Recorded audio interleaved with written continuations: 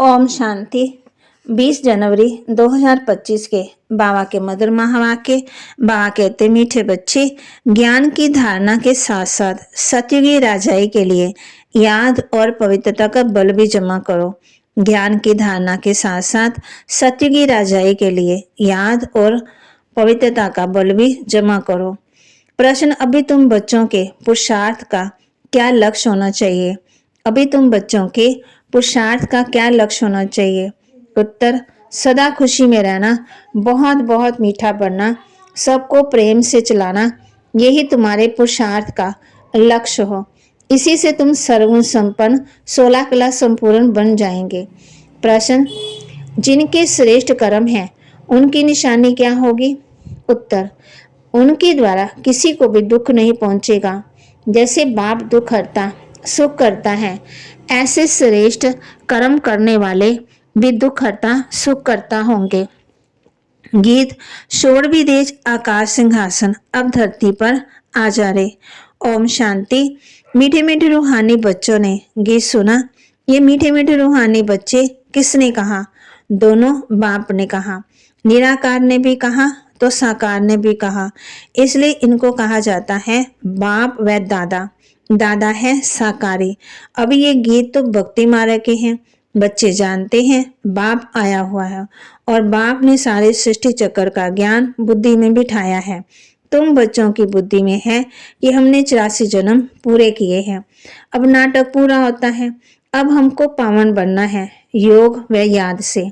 याद और नॉलेज ये तो हर बात में चलता है। बैरिस्टर को जरूर याद करेंगे तो उनसे नॉलेज लेंगे। इसको भी योग और नॉलेज का बल कहा जाता है। यहाँ तो ये है नई बात। उस योग और ज्ञान से बल मिलता है हद का। यहाँ इस योग और ज्ञान से बल मिलता है बेहद का, क्योंकि सर्वशक्तिमान अथॉरिटी है। बाप कहते हैं, मैं ज्ञान का सागर भी हूँ। तुम बच्चे अब सृष्टि चक्र को जान गए हो। मूल वतन सूक्ष्म वतन सब याद है। जो नॉलेज बाप में है वही मिली है, तो नॉलेज को भी धारण करना है। और राजाई के लिए बाप बच्चों को योग और पवित्रता भी सिखलाते हैं। तुम पवित्र भी बनते हो, बाप से राजाई भी लेते हो। बाप अपने से भी ज्यादा मर्तबा देते हैं। तुम 84 जन्म लेते लेते मर्तबा गवा देते हैं। ये नॉलेज तुम बच्चों को अब भी मिली है। ऊंच से ऊंच बनने की नॉलेज ऊंच से ऊंच बाप द्वारा मिलती है। बच्चे जानते हैं अभी हम जैसे कि बाप दादा के घर में बैठे हैं। ये दादा माना ब्रह्मा, माँ भी है। वह बाप तो अलग है, बाकी ये माँ भी है, परंतु ये मेल का चोला होने के कारण फिर माता मुकर्रर की जाती है। इनको भी अडॉप्ट किया जाता है। उनसे फिर रचना हुई। रचना भी अडॉप्टेड है। बाप बच्चों को अडॉप्ट करते हैं वर्षा देने के लिए। ब्रह्मा को भी अडॉप्ट किया है। प्रवेश करना व अडॉप्ट करना बात एक ही है।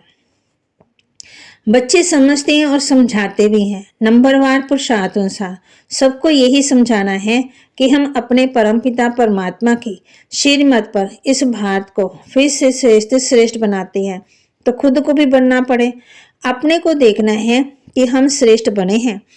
कोई भ्रष्टाचार का काम कर किसी को दुख तो नहीं देते। बाप कहते हैं, मैं तो आया हूं बच्चों को सुखी बनाने, तो तुमको भी सबको सुख देना है।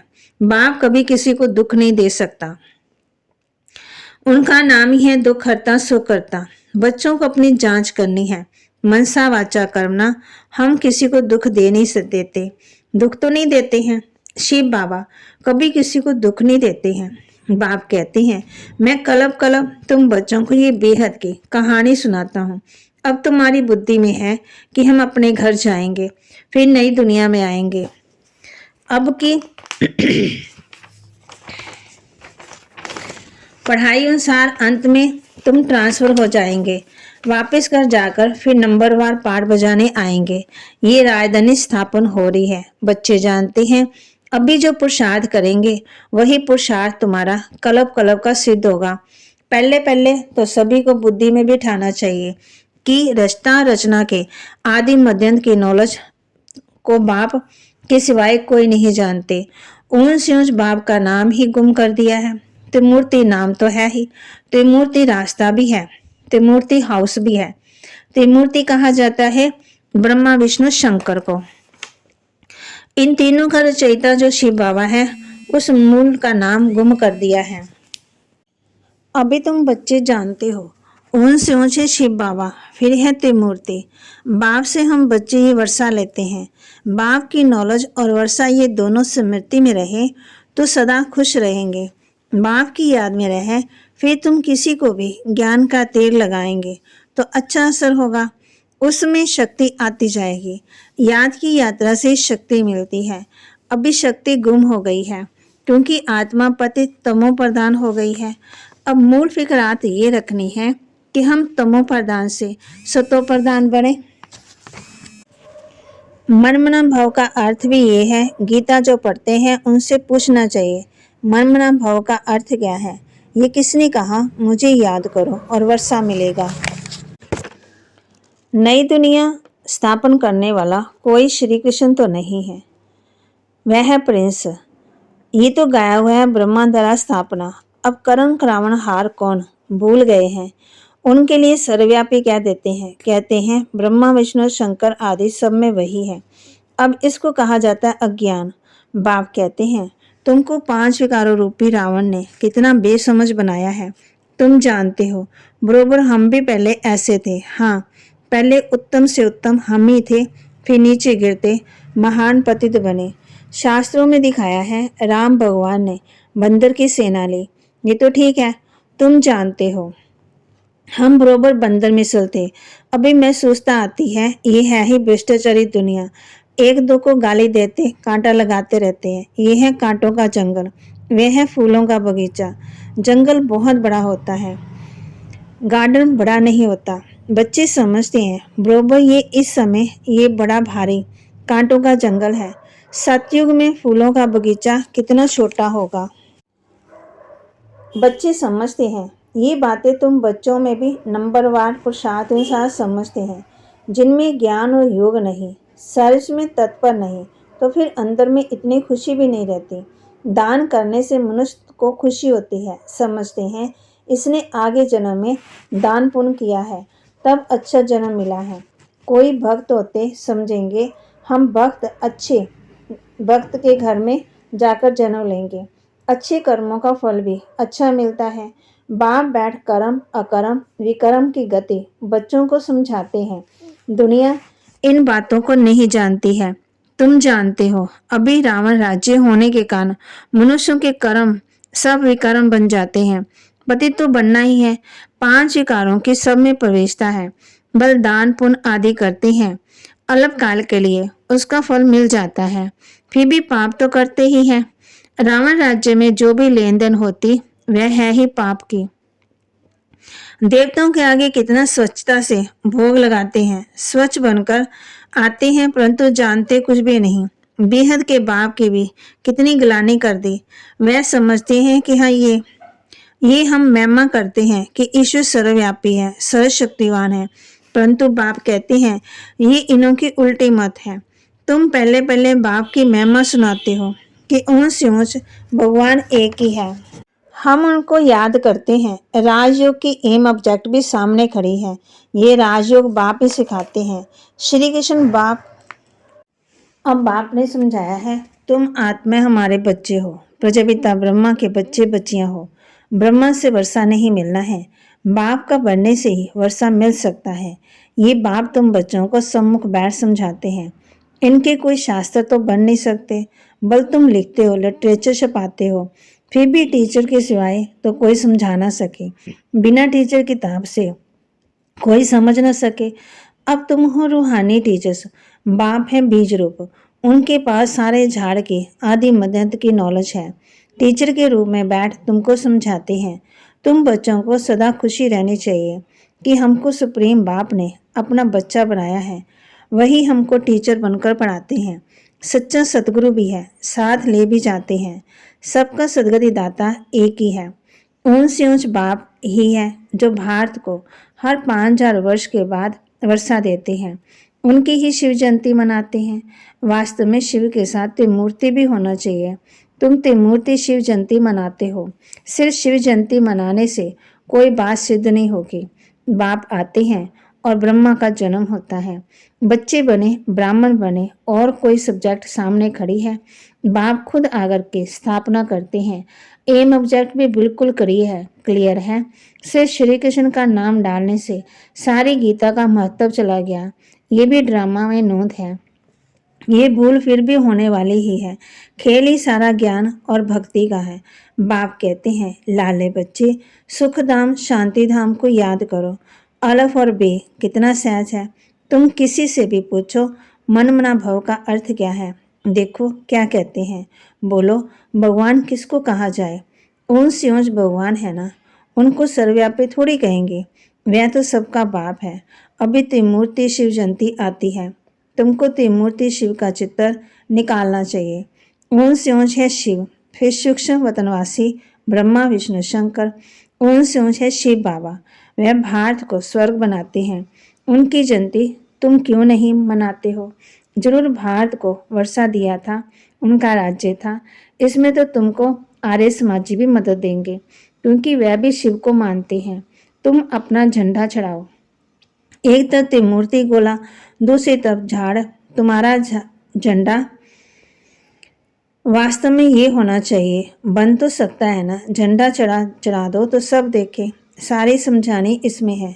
कलप वृक्ष और ड्रामा, इनमें तो बिल्कुल क्लियर है। सबको मालूम पड़ जाएगा कि हमारा धर्म फिर कब होगा। आप पे ही अपना अपना हिसाब निकालेंगे। सबको इस चक्कर को और झाड़ पर समझाना है। क्राइस्ट कब आया, इतना समय वह आत्मा कहाँ रहती हैं। जरूर कहेंगे निराकारी दुनिया में। हम आत्माएं रूप बदलकर यहाँ आकर साकार बनते हैं। बाप को भी कहते हैं ना, आप भी रूप बदलकर साकार में आओ।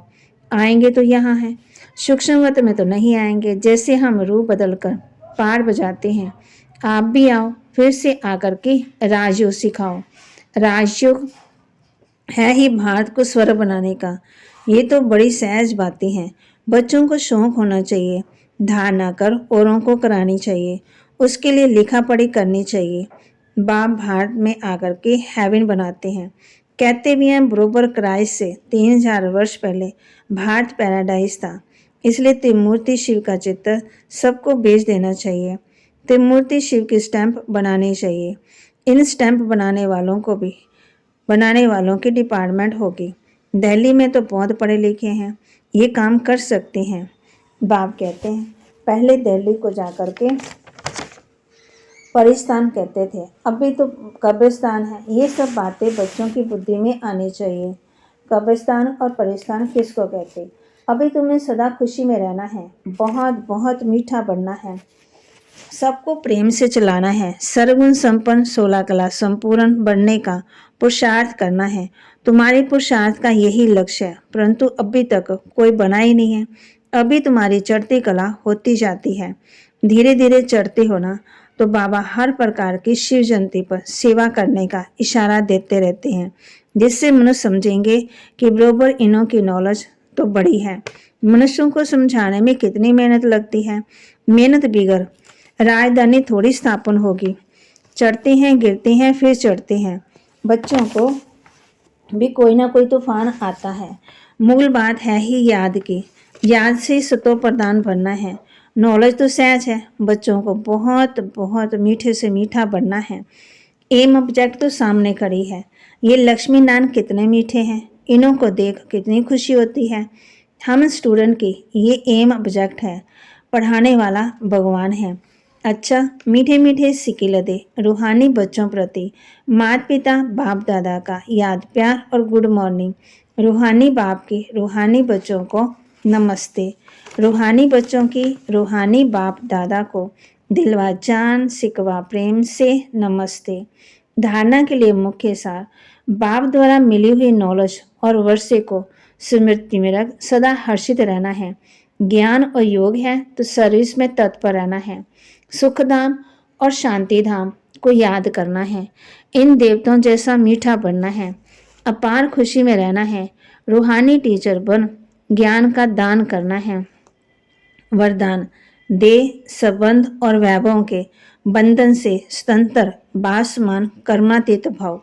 देह संबंध और वैभवों के बंधन से स्वतंत्र बासमान कर्मातीत भव, जो निमित्त मात्र डायरेक्शन अनुसार प्रवृत्ति को संभालते हुए आत्मीय स्वरूप में रहते हैं, मोह के कारण नहीं। उन्हें यदि अभी अभी आर्डर हो कि चले आओ तो चले आएंगे और सोचने में ही समय ना चला जाए। बाप कहते हैं अब कहें तब कहेंगे नष्टो मोहा। इसलिए सदा अपने को चेक करना है कि देह का संबंध व वैभवों का बंधन अपनी ओर खींचता तो नहीं है। जहाँ बंधन होगा वहाँ आकर्षण होगी, लेकिन जो स्वतंत्र है वह बासमान कर्मति स्थिति के समीप है। स्लोगन, स्नेह और सहयोग के साथ शक्ति रूप बनो तो राजधानी में नंबर आगे मिल जाएगा।